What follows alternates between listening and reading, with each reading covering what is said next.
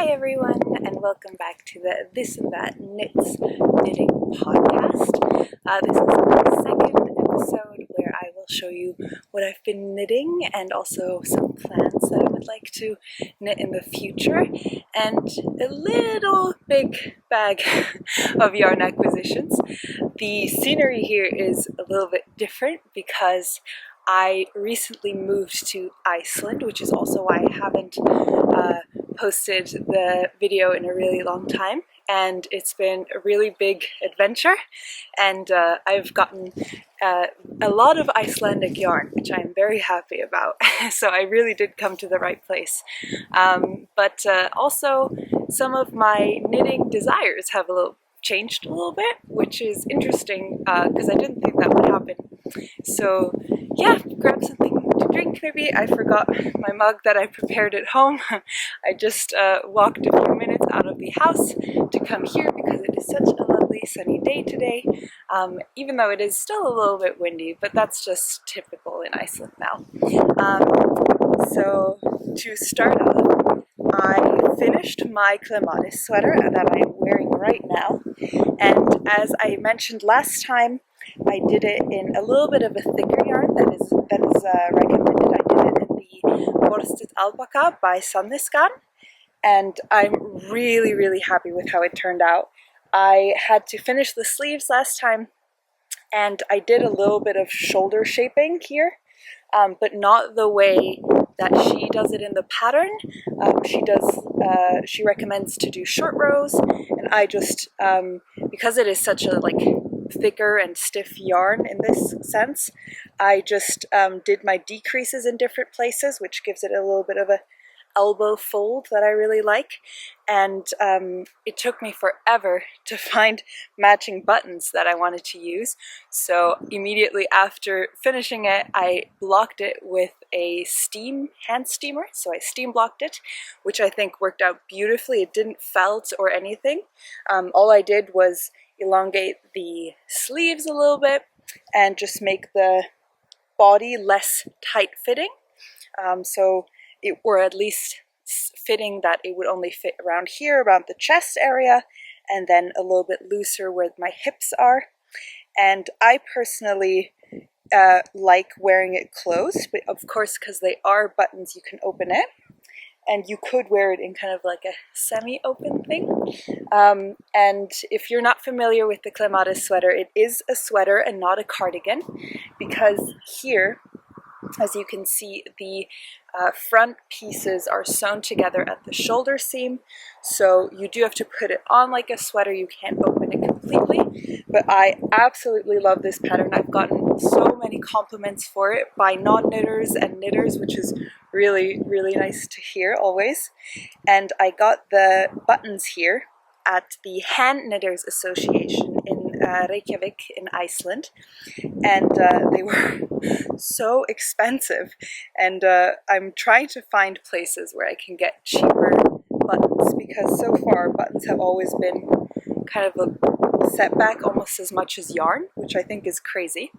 But I really enjoyed knitting this sweater. It was a quick knit because it is on 4.5mm needles, which are quickly becoming my favorite needles, and I would love to do it again, but this time in a little bit of a thinner yarn, so it is more a tight-fitting cardigan really look, kind of as if it were like a twin set or something. I think that would look really nice in winter with a pair of long jeans and boots. So yeah, definitely one of my favorite patterns I've knit so far. And then to continue the Borstet Alpaca train, I went ahead and while I was grocery shopping, which is a very neat thing that I found here in Iceland, at the grocery store they sell yarn, or at a lot of the grocery stores they sell yarn, and they had this sale bin for like 30% off. And so naturally I dug in, and they had this red Borstet Alpaca by Sandnes Garn as well, and as I had just finished the Clematis sweater, I knew exactly what I wanted, kind of how it is to knit with, so I grabbed a bunch and I just created my own Raglan sweater pattern. It was really easy, and I even wrote down the steps that I think this is definitely a pattern I could maybe write, because I've been looking into writing my own patterns, but at the moment I write it down the way I make it for my size, and I don't know how to make it in any other sizes. But with this sweater, since it is a top-down, just raglan knit with just simple sleeves, no special bind off, just a lazy slip over bind off, and the only fancy thing that there is at the bottom is that I made it a split hem here, as you can see. So the front piece is a little bit shorter than the back piece. I did this because I didn't include any short rows in the back, to make it just a little bit easier, and because by the time I realized I should have made short rows, I had already been about in the middle of the back and already was ready to split for sleeves, so oh well. And I really like this pattern. It's such a simple, nice throw-on sweater, and I will show you a video or a picture of what it looks like if I wear it. And my idea was that because I'm new to writing patterns and sizing and everything, I think because it's a quick knit, it would be a perfect gift knit. So I was thinking of buying all the different kinds of colors Sandnes Garn has to offer and making one for my little sister, who is not little at all. She is almost twice my size, or that's at least what it feels like. So she would need probably a bigger size than I am. And then for my boyfriend's little sister, who is actually smaller than me, she would require a smaller size. And then if you sweaters for all the women in my family, then I could have a women's kind of fitting gauge, I guess. And I think also that it would be something, because I don't do short rows and everything, it would be interesting to see if a man could wear it. So I might also try and make one for my boyfriend, or maybe my dad or his dad or something like that. So that would be something I'd be very interested in. Yeah, let me know how it is maybe for you, if patterns need short rows, or if it's something you add on your own. Something I've also had to consider was I don't have a very big bust, so it's my back and my front are kind of the same shape, and therefore I would require more circumference at the front of a sweater.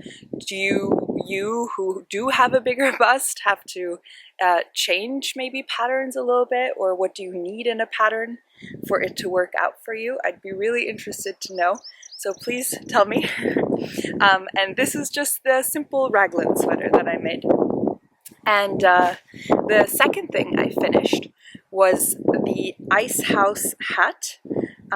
It is, I forgot the designer's name, but I will link the pattern on the Ravelry store anyways.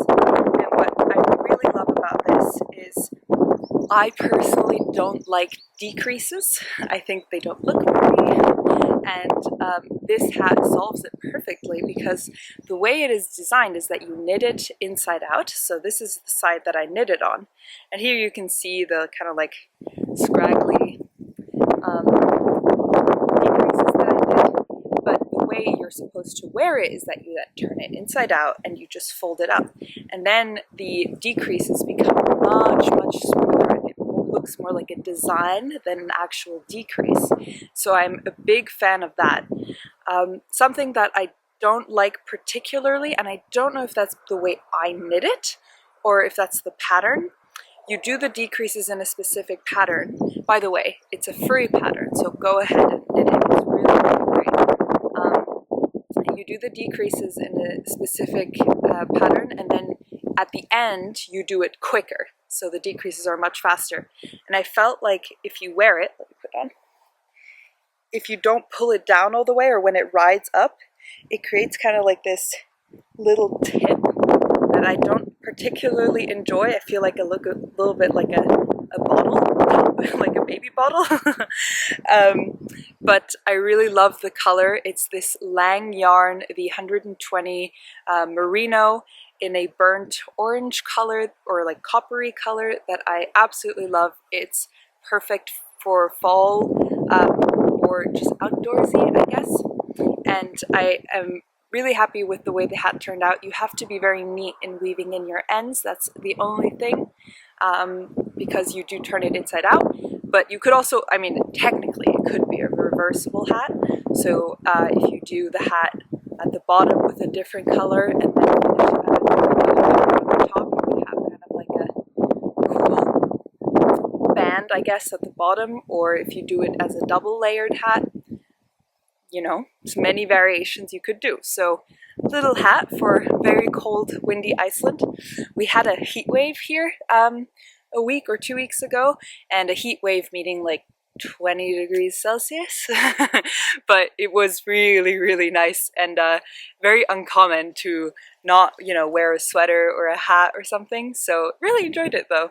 But we're back to normal. We're back to our typical 10, 11 degrees, but right now it is beautifully sunny. And as I was saying, my needs for knitting have changed a little bit. Obviously, I had to knit my own Lopapeysa, which is the Icelandic wool knit, like yoked sweaters. And this one is a little bit big, as you can see. This isn't for me, this is for my boyfriend. This is the first time I am actually knitting something for him, like something big. The only thing I've ever made him before was a little like cable binder that I crocheted. So he's gotten a really, really big gift this time. But I still have to graph the underarms and weave in about a million loose ends that I still have in here. But I am very, very happy with the way it turned out. Oh, and I have to sew down the collar, the neckline. This is the Kristali, I think it's called, designed by Lopidesign, and I knit it in this size large. And what you're supposed to do is you're supposed to get 8 or 9 of this acorn color, and then 2 yarn balls of all the contrasting colors. So this like heathered black, brown, and then a white-ish. And I ended up not needing as much yarn. So I actually took with me what I had left over. So let me grab everything. So I have an entire ball of yarn left of the main color of this acorn, and an entire ball of the whitish, or the like widest contrasting color. It isn't completely white, it's like a cream. It's the color 1418. And then I had another black heather that I had already started because I had been making keychains. So I just finished that one. That would be this one. And I have another entire ball of yarn of the black heather. And then this is how much is left of the brown. And then I don't know how, but I have like more small scraps. So it doesn't require as much. I think if I would want to knit this as well, I would still get all the black and the brown, 2 balls of yarn for the contrast, but only 1 of the like creamish white and 1 less of the main color. And I knit very wide. So a wide knitter. I still don't know how that is possible, but it is. I don't understand the physics of how you can be a tall or a wide knitter. I thought it's just loose or tight, but I guess that. I don't know if that requires more or less yarn. So yeah, if that is something you do. I have never ever gauge swatched in my life, and I refuse to as well. This is, I don't know, I think some people kind of just enjoy it because it prepares you for a project, and they keep all their swatches on display, which I think is beautiful anytime I see it. I just can't do it. I need to start the project, and I'd rather rip back than do a swatch. I don't know where that logic, adds up, but it's just the way I knit. And especially if I'm knitting my own designs, I'll just, you know, adapt in the middle. But following a pattern is really nice as well, because for once I don't have to write down what I'm doing, and I can just follow something, and I don't have to count stitches myself. It's kind of obvious how much there's going to be. So I'm very, very proud of my first Icelandic wool sweater, and I can't wait for him to wear it all around. I don't like to block things, wet block them either. I either steam block them or just wear them.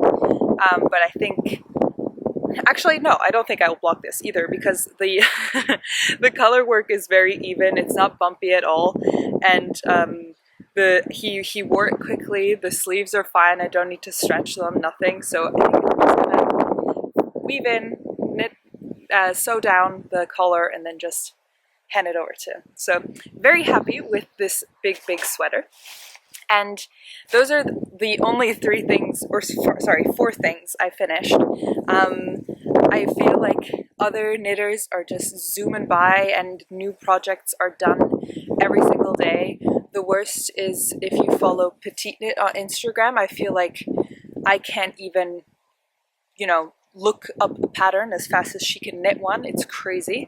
And I get a little bit of a knitter's complex, I guess, that it's, you know, I just don't knit fast enough and I need to share more. But then I try to remind myself that I do this as a hobby and for fun, and it isn't like my living.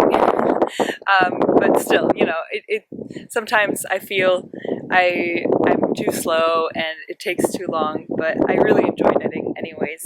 I just, social media is just being social media. And what I mentioned before about my knitting changing, I had a few projects that I started that I even showed last time. One of them was this sweater. For the bazillionth time, I had ripped back the sleeve and redone it.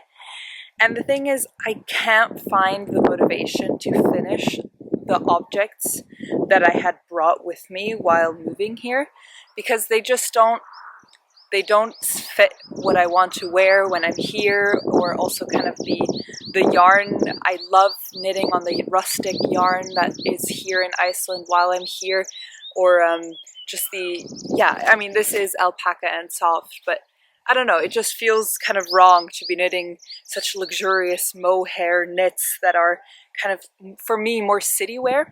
So I'm in a little bit of a knit rut when it comes to this. What I did do though is I finished the button band and neckband on this blue cardigan that I have, and I finished the bigger sleeve. I'm still not 100% with it. I don't like the way I shaped it. I think this is just one of those projects that I have to finish and then just wear and then eventually I'll really love it. I bound off with the Italian stitch bind off or sewing method, and I really love the combination of Lang Yarn's Merino 120 and their luxe mohair. I think it is extremely soft, much softer than the tin silk mohair by Sandnes Garn. And I haven't had the chance to try out any other mohairs because those were the only 2 that were available at the store so far. And I just have to, you know, sit down, start the last sleeve before I forget how I did this one, and sew on the buttons, and I think then I will really love this sweater. But right now, or cardigan, but right now it's kind of sitting there on my desk. I'm like, oh yeah, that would be nice, but I don't know. So this is the only thing that is currently a work in progress, and I think it'll remain this way for a little bit. Then, as I said, moving on to the yarn acquisitions, I obviously bought some yarn here in Iceland, and if you've ever been to Iceland or plan on going to Iceland, you'll know that it is an extremely expensive country. Everything is imported usually, especially foods, because nothing grows here except moss and a few birch trees and sheep. So they don't grow here, but you know what I mean. And therefore, the only thing that really isn't very expensive is Icelandic yarn. So I got this entire bag. Actually, I'll say first, for this sweater, if I deduct the balls of yarn I didn't use, it was like $55 of yarn for a huge sweater. And I mean, unfathomable for any other priced yarn that I can think of right now. And I went to the store because I wanted to get all the yarn I needed for my receipt. Actually, that's a very good thing because now I know how much it is. I wanted to get all the yarn I needed for the, what was it called? It was called the, let me check actually. I have the pattern here. The Lofoten Lopapeysa sweater pattern, and it is once again a fish sweater, and I'll show you a picture of what the design looks like. It is by Olga Begark, I think, so B-E-G-A-K Art Bureau, and it has a beautiful salmon on it, I think, and because it has so many different colors, I just had to buy a lot of single yarn balls, so one green, and then this blue, and then another blue. Oh, that's not blue, that's black. Another blue, another green, a reddish brown, a orange brown, and another green. So all these colors are going to make up the color work part of this sweater, and I'm very excited to cast this on. I think they are absolutely gorgeous, and the main color I will be using is this heathered gray, and naturally because it is a very color intense sweater, I had to buy quite a few balls of yarn. So I got 8 of the heathered, and then how many were these? I think 6 colors? 7? No, 6 colors. And that all came up to about $100. So I think it was 110,000 or 12,000 ISK, which, not 112, 12,000 ISK, there we go. Which is a little bit expensive simply because there's going to be a lot of colors. But now, after finishing with the bigger sweater, I think I'm not going to need as much of the main color. So I'll have some left over for my next project. And this is something I'm going to cast on right after this video ends. I'm very excited to start this. But I have been thinking that at the same time, I want to plan a little bit what I knit, but also I don't want to feel like I have to follow a certain knitting plan. So I have 3-4 things that I really do want to knit, and then the rest of the things can just kind of be spontaneous decisions. So the Lofoten salmon sweater is definitely the first thing that is coming on my list. And then the next thing I would like to do is I would like to knit a, what are they called, like hot water bottle, like bed, we call them bed bottles, bed warmers. So to knit that, and probably also in the Icelandic wool, simply because I'll have some left over. And the next thing is that our apartment is slightly sparse when it comes to decoration since we moved, and I think with all the leftover yarn from the Lofoten sweater, I could maybe squeeze out one more of the fish, and I thought I could maybe knit a pillow cover. So I'll just get like a pillow insert from IKEA and knit the fish as a cover. I think that would look really neat, and have a little bit of a fishy pillow right there at home.